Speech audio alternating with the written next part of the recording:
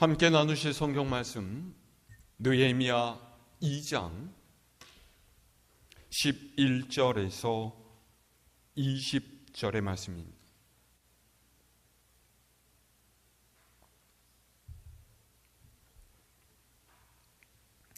느헤미야 2장 11절에서 20절까지 제가 한 절, 여러분이 한 절, 한 절씩 교독합니다. 내가 예루살렘에 이르러 머무른 지 사흘 만에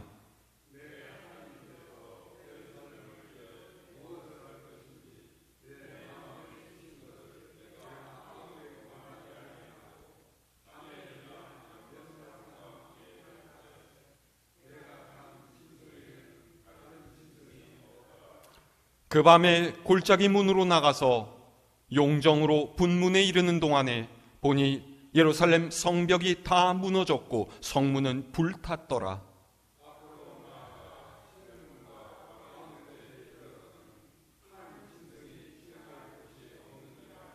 그 밤에 시내를 따라 올라가서 성벽을 살펴본 후에 돌아서 골짜기 문으로 돌아왔으나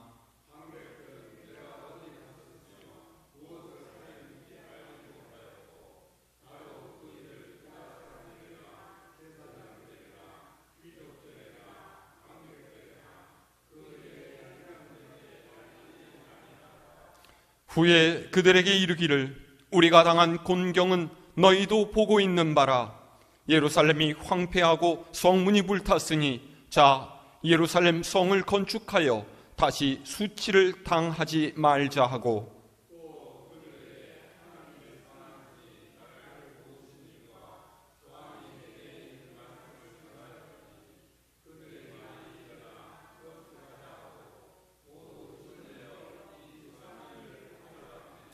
호론 사람 산발랏과 종이었던 암몬 사람 도비아와 아라비아 사람 게셈이 이 말을 듣고 우리를 업신여기고 우리를 비웃어 이르되 너희가 하는 일이 무엇이냐?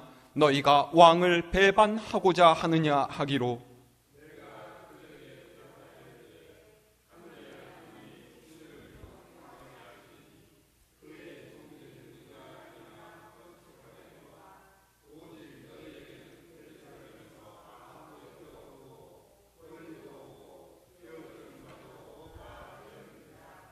아멘. 할렐루야.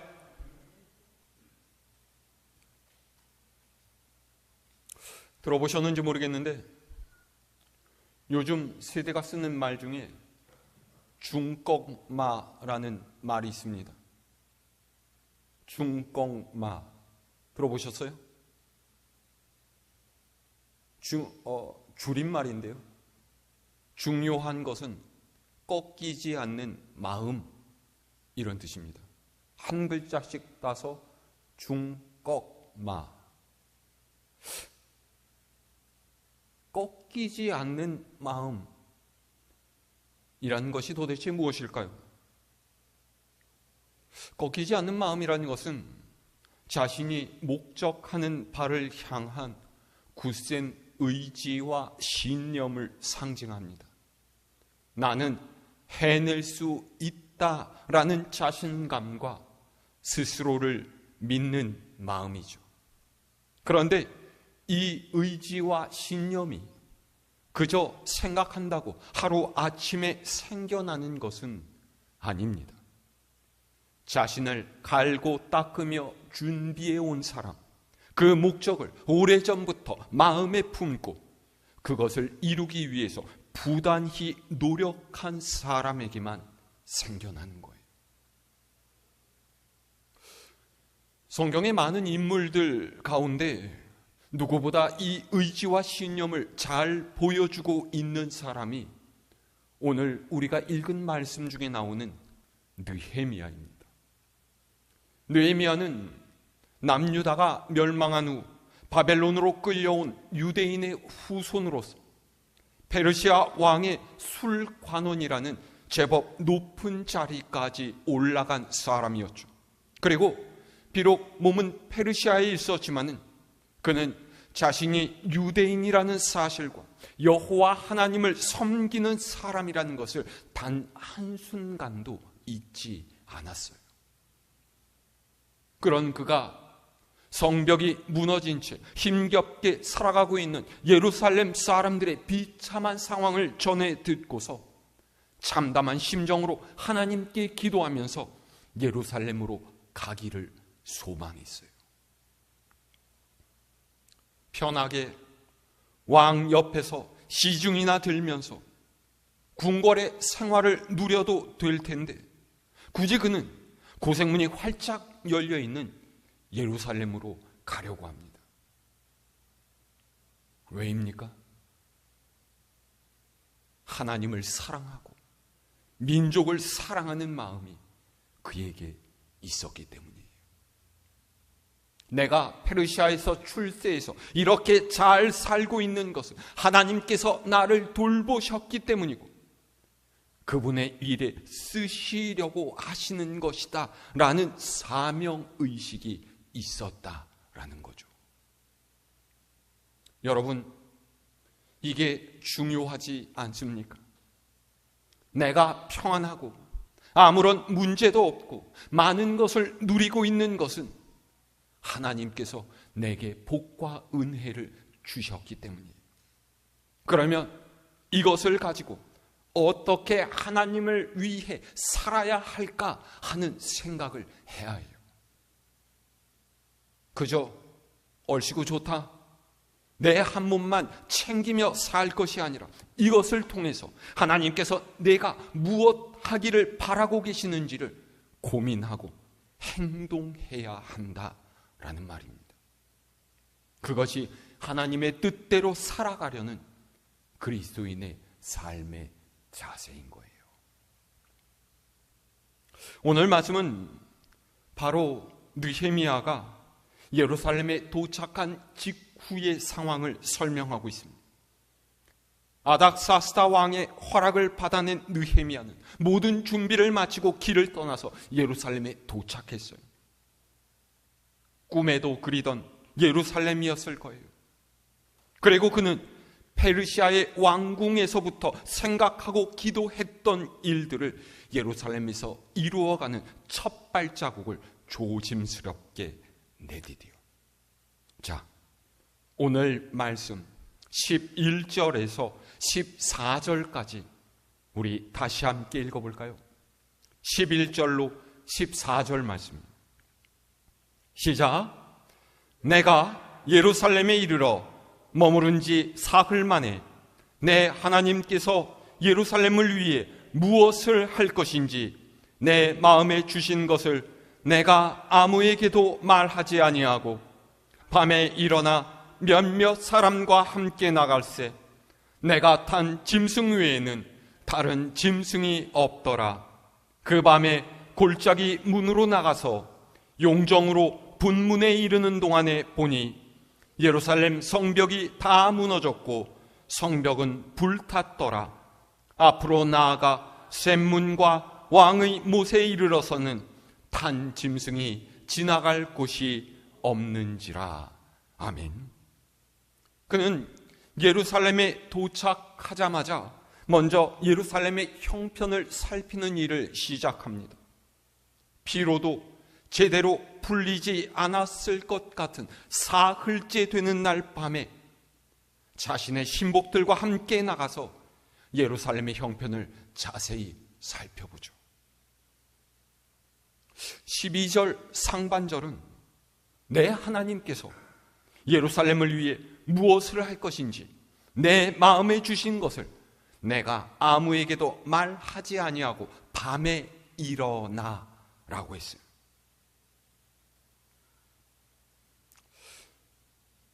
말이 앞서는 사람은 많습니다. 그런데 무슨 말을 해야 하는지 그리고 어떻게 해야 하는지를 위해서 준비하는 사람은 의외로 적습니다. 정작 지혜로운 사람은 말만 하거나 말을 앞세우지 않는 사람이에요. 느헤미야의 지혜로운 리더십은 바로 여기에 있죠. 그는 예루살렘을 세심하게 살펴봅니다. 관광하듯이 바라보는 성지순례 이런 게 아니에요. 자신이 무엇을 해야 하고 또 어떻게 해야 하며 어디서부터 해야 하고 정해진 시간에 마칠 수 있을 것인가를 생각하면서 꼼꼼하게 살펴보았다라는 거죠. 느헤미야는 페르시아를 떠나올 때 왕과 왕후 앞에서 자신이 돌아올 기한을 정하고 왔어요. 오늘 말씀이 2장 6절에 여기에 대한 말씀이 기록되어 있죠. 그러니까 왕과의 약속을 지켜야 했던 느헤미야로서는 책상에 앉아서 그저 말로 명령만으로 이 일을 치를 수가 없었던 거예요. 그래서 그는 어떤 명령을 내리기 전에 생각이라든지 다른 사람의 보고만을 의지하지 않고 직접 손으로, 눈으로, 발로 뛰면서 현장에서 전체 그림을 그려나갑니다. 무엇보다도 사람들과 의논하기 전에 하나님 앞에서 홀로 조용히 시간을 가지면서 하나님의 선하신 인도하심을 추구한 모습을 우리가 볼 수 있어요. 내 하나님께서 예루살렘을 위해 무엇을 할 것인지 내 마음에 주셨다라는 말은 그가 하나님 앞에서 기도하면서 하나님께 지혜를 구했다라는 뜻이죠. 느헤미야는 자신의 높은 지위나 왕의 군대를 대동하고 예루살렘에 도착한 페르시아 왕실의 권위와 힘 또는 예루살렘 재건을 위해서 일한다는 우쭐함이나 자신에게 있는 권세를 다른 사람 앞에서 자랑하는 무례함을 내보이지 않았어요. 명령과 지시만으로 다른 사람을 부리고 싶은 유혹도, 혼자 앞서서 독주하려는 욕망도 다 내려놓죠. 그는 하나님께서 주신 지혜로 솔선수범 현장을 조사하고 자신이 해야 할 일을 정리해 갑니다. 참 겸손하고 진실한 자세가 아닐까요? 오늘날 많은 사람들이 권세와 힘의 유혹 속에서 살아갑니다. 특히 나란 일을 맡은 이들이 자신의 지위와 권력을 남용하고 제자리에 앉아서 거들먹거리기만 하는 모습이 얼마나 많습니까? 지금도 이런 문제들로 정치권이 굉장히 시끄럽죠. 높은 자리에 앉은 사람일수록 수고와 노력을 아끼지 말아야 해요. 지킬 것을 지키고 기본에 충실한 모습을 보여주어야 합니다. 그런 모습을 우리가 이 느헤미야에게서 발견할 수 있는 거예요. 느헤미야는 생각과 행동 모두가 굉장히 건강한 사람이었습니다. 신기하지 않습니까? 무엇이 그로 하여금 이런 영적 성숙의 아름다움을 누리며 살도록 만들었을까요? 어떻게 이방인의 땅에서 남부럽지 않은 성공적인 위치에 있으면서도 지혜와 지식, 인격과 영성에서 모범적인 하나님의 사람이 될 수 있었을까요? 그가 삶의 중심에 하나님을 모셨기 때문이에요. 그는 하나님보다 절대 앞서 나가지 않습니다. 하나님께 묻고 구하고 그분의 말씀을 따랐죠. 그리고 이 모든 것은 기도를 중심한 그의 영적 생활이 그 근본이라는 것을 우리는 느헤미야의 모습을 통해 보게 됩니다. 기도로 준비되고 말씀의 근거에서 행동하는 이는 참으로 아름답습니다. 그런 사람은 여간에서 실패하지 않고 세상의 유혹에 넘어질 일이 적습니다. 하나님께서는 그런 사람을 기뻐하시고 그분의 일에 사용하신다라는 것, 여러분 기억하실 수 있기를 바랍니다.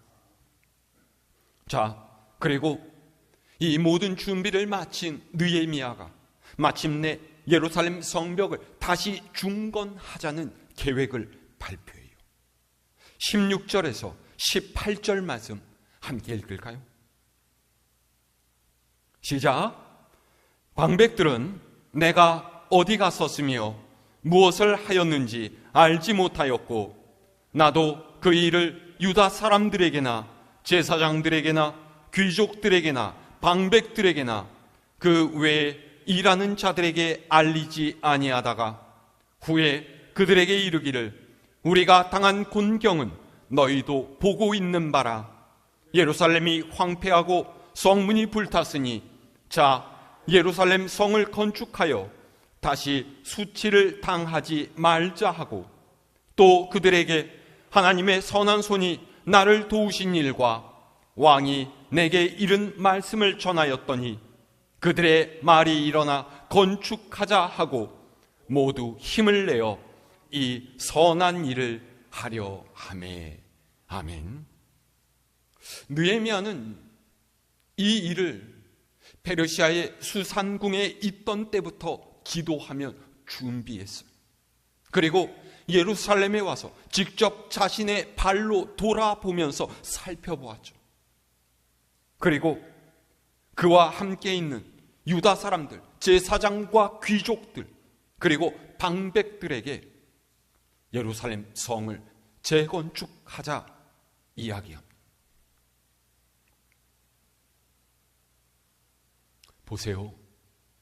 그는 그저 계획을 세운 후에 페르시아 왕이 내게 이같이 하라고 했으니 따르면 된다, 이렇게 밀어붙인 것이 아니에요. 그는 그들에게 말할 때 먼저 우리가 당한 곤경에 대해서 이야기했어요. 무슨 말이에요? 느헤미야는 너희가 당한 곤경이라고 이야기한 것이 아닙니다. 우리라는 말을 사용했다는 거죠. 이 차이가 얼마나 큰 거예요? 만약 느헤미야가 어디까지나 파견 나온 총독의 행세를 하면서 나는 너희를 돕기 위해서 온 사람이다, 이런 식으로 이야기했더라면 백성들은 느헤미야의 말에 귀를 기울이지 않고 호응하지도 않았을 거예요. 하지만 느헤미야는 자신이 그들 중에 한 사람이라는 것과 백성들이 처한 상황, 그리고 예루살렘 성벽의 상태를 모두 알고 있다라고 이야기했죠.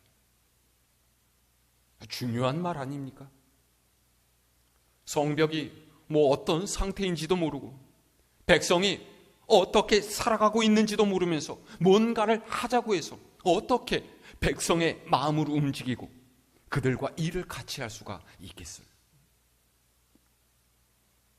그래서 느헤미야는 자신이 이런 일을 다 잘 알고 있다라고 말한 후에 예루살렘 성을 다시 세워서 이런 수치를 이제는 당하지 말자 소리 높여서 말한 거예요.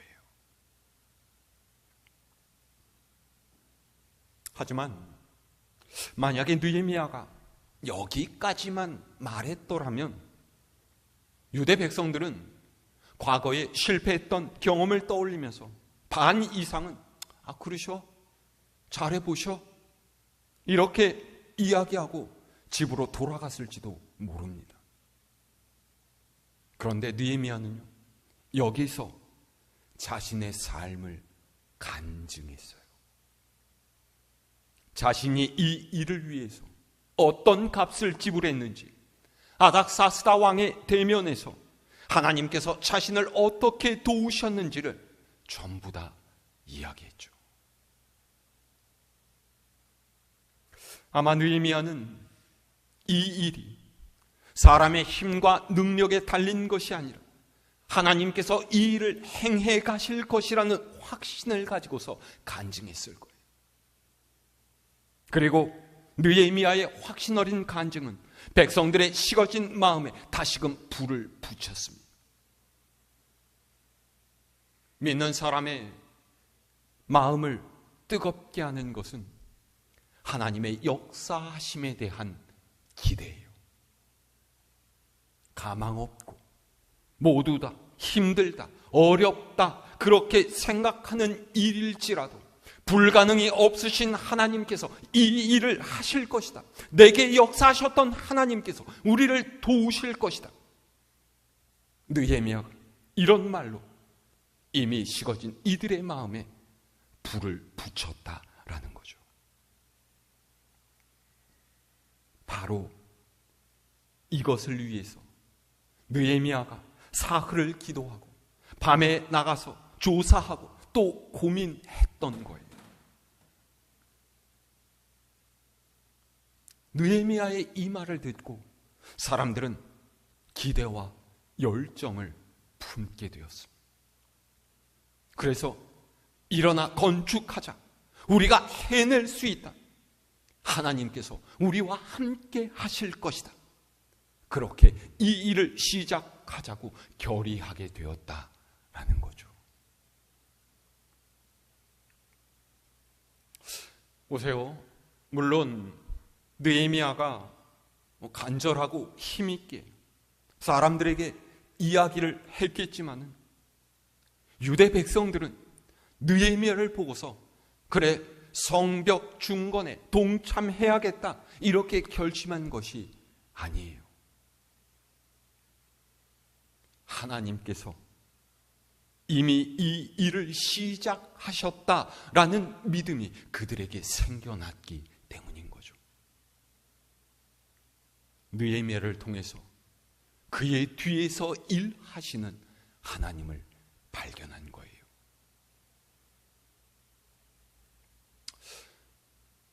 저는 우리 교회도 이런 하나님의 역사에 대한 기대를 가질 수 있었으면 좋겠습니다. 여러분, 뭘 기대하고 계십니까? 여러분, 어떤 소망을 품고 계세요? 우리 교회가 어떤 하나님의 일이 일어났으면 좋겠습니까? 그리고 여러분, 그것에 대해서 어떻게 준비하고 계십니까? 여러분 스스로에게 되물어 보시기를 바랍니다. 내일을 준비하지 않고 생각하지 않고 고민하지 않고 기도하지 않으면 이 교회의 내일은 없어요. 여러분 스스로가 움직이셔야 합니다. 기도하셔야 돼요. 그리고 하나님께서 우리와 함께 하시고 하나님의 선한 손이 우리를 도우실 것을 믿어야 합니다.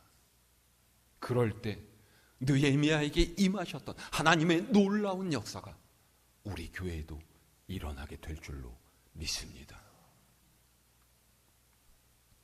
자, 일이 이쯤 되면 모든 것이 순조롭게 진행되고 형통하게 되었다, 이런 말로 끝나야 할 것 같죠.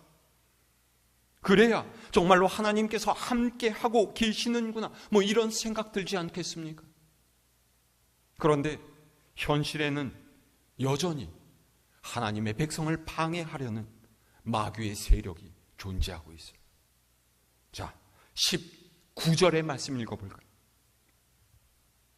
시작.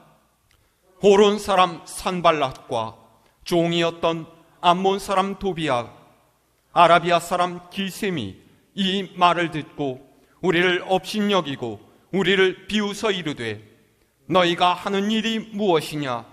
너희가 왕을 배반하고자 하느냐 하기로. 아멘.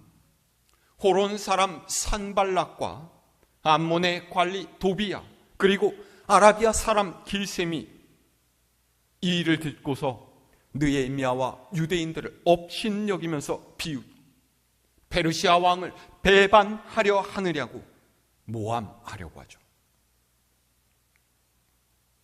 세상 어디에나 이런 사람은 있는 것인지요? 이들은 느헤미야가 예루살렘에 온다라는 소식을 들었을 때부터 유대인들을 방해하고 흩어놓으려고 했습니다. 왜요? 산발랏은 사마리아의 총독으로 그동안 지도 체계가 갖추어지지 않은 유대 지방을 자기 마음대로 주무르면서 상당한 재물을 축적했습니다. 그런데 느헤미야가 와서 유대 사람들 가운데 구심점이 생기고 단단해지게 되니까 껄끄럽고 거북스러웠던 거예요. 또 암몬 사람 도비아는 유대인들과 굉장히 친밀한 관계를 유지하면서 유대인 공동체 내에서 나름 큰 영향력을 발휘하고 있었죠. 그런데 느헤미야가 와서 그를 배제하고 일을 진행해 가니까 화가 난 거예요. 그래서 어떻게 해요? 느헤미야와 유대인들이 하려는 일을 조롱하고 업신여기고, 한편으로 이 일은 페르시아 왕을 배신하려는 뜻이 있다라고 거짓 소문을 퍼뜨렸다라는 거예요.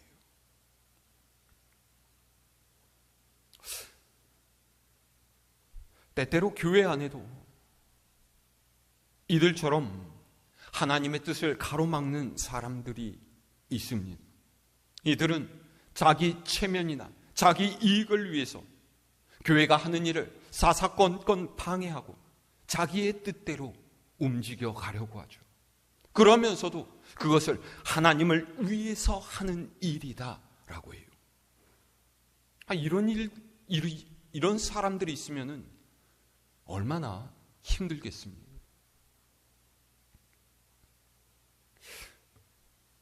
이 얘기가 진짜인지 모르겠는데요. 양 키우는 목장에는요, 언제나 염소 몇 마리를 양하고 같이 넣어놓는다고 해요. 그러면 양하고 염소하고 굉장히 친하게 잘 지낼까요? 아니에요.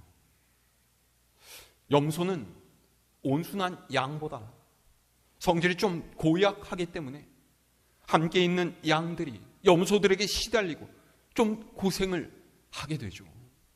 그런데 오히려 이 염소들 때문에 양들은 적절한 긴장감을 갖게 되고 많이 움직이고 또 열심히 먹게 되어서 오히려 조금 더 건강하게 지내게 된다라는 거예요.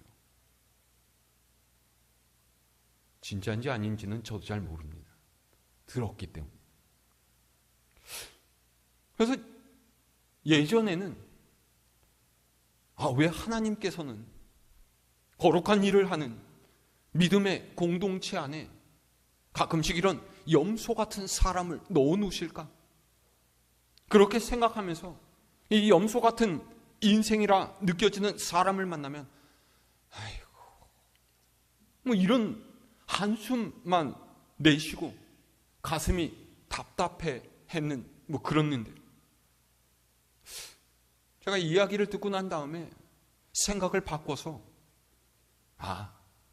그래, 너는 염소 같은 역할이구나, 그렇게 여기니까 내가 그럴수록 좀 더 잘해야겠다, 더 열심히 해야 되겠다, 그렇게 생각을 하게 되더라고요.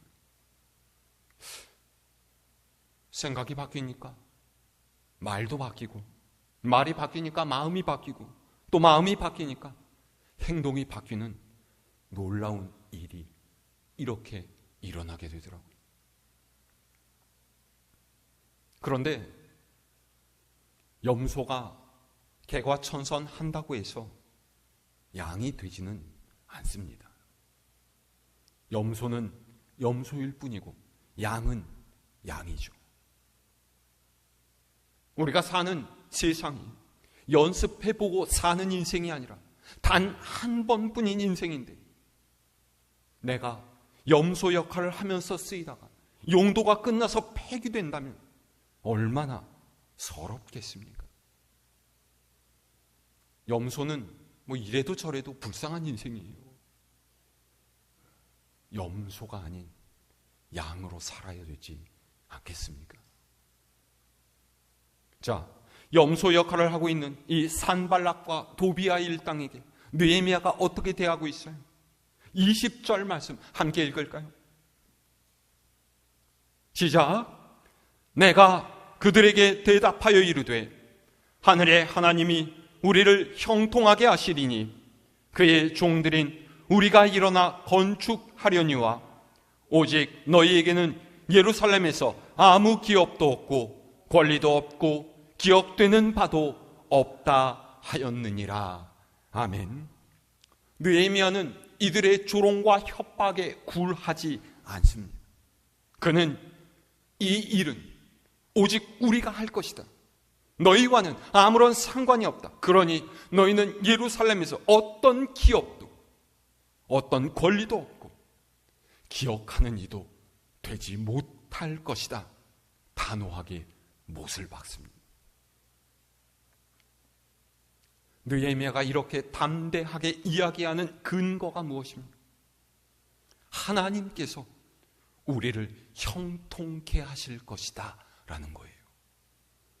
우리의 힘은 하나님께 있는 것이지 세상의 권력이나 평판에 있는 것이 아니라는 거죠. 여러분, 너무나 당연한 이야기지만 이 말씀을 잘 기억하실 수 있기를 바랍니다.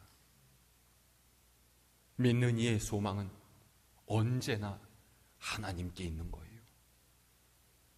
오늘 우리의 삶에도 숱한 세상의 방해와 뜻밖의 닥쳐오는 어려움이 있어요. 그러면 그것들을 어떻게 극복해내겠습니까? 하나님께서 나와 함께 하시고 하나님의 손이 우리를 도우신다라는 믿음으로 이겨내야 합니다.